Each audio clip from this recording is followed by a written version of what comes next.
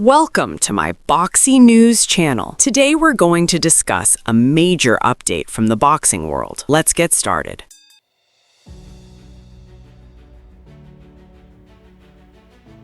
Maybe it does mean, maybe it might. Right. Maybe it might. Fight is so close, they so closely knitted that you got to look for all the small pieces because the small things are what going to add up to somebody winning the fight. And fight a guy who might put him in a dogfight, a real one, for the first time in his career. When we get put in that position, we go find opposition to make that happen. You understand me? So when we go look for the opposition, we're not concerned about how big they are, how fast they are, how strong they are.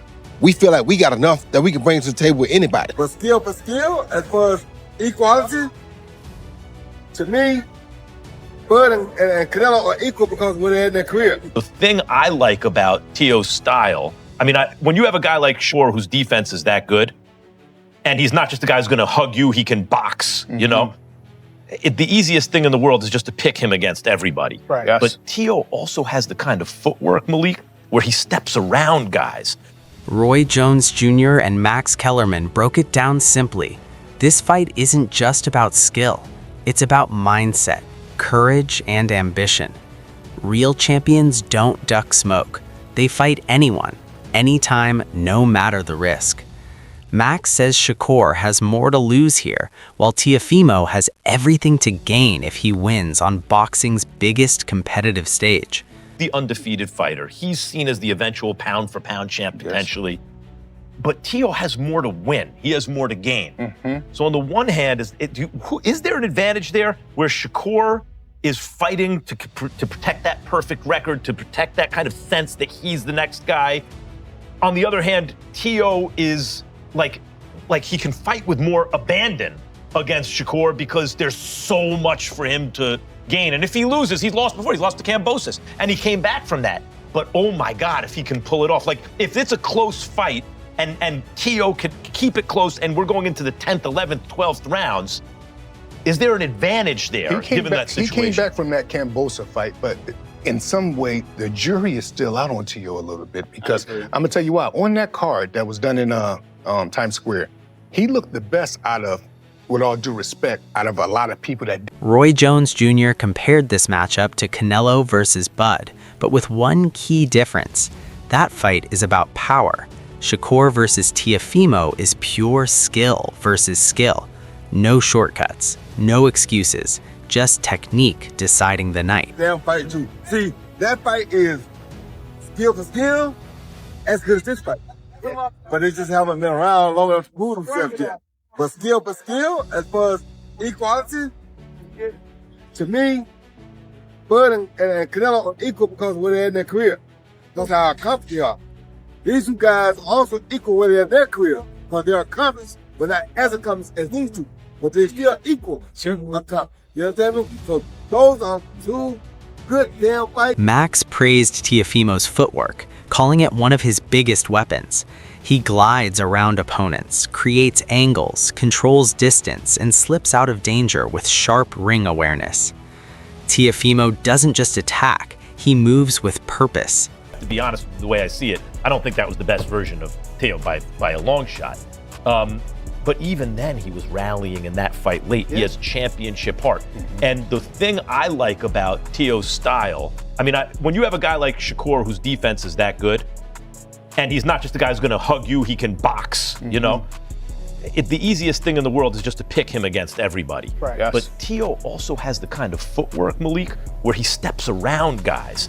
And I think about Buddy McGirt, Meldrick Taylor. Yes. Roy, where Meldrick had quick enough feet where if you were going to come right at Buddy McGirt, he could box you.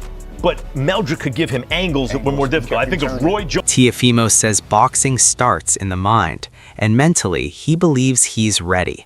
His confidence comes from repetition, focus, discipline, and muscle memory built over countless rounds in the gym. With the audience, are you mentally going to be prepared with a certain punch selection? There's things that I have to maintain as well. Those are things that I have to work on within myself. It's a muscle. I think of it like condiments, right?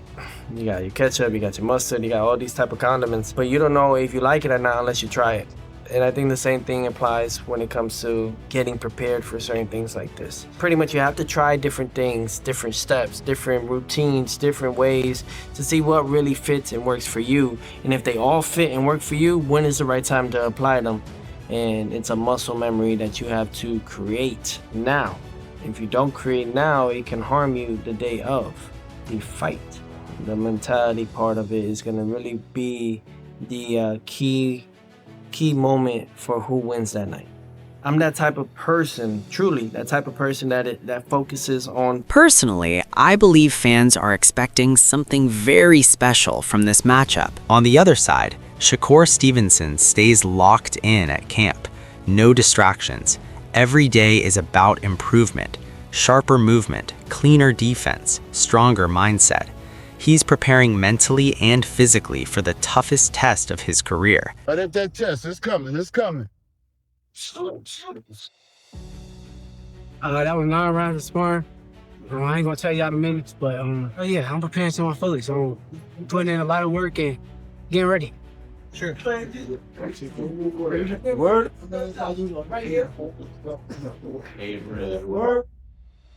Training with Shakur is amazing. A guy like me been knowing Shakur for over 10 years now.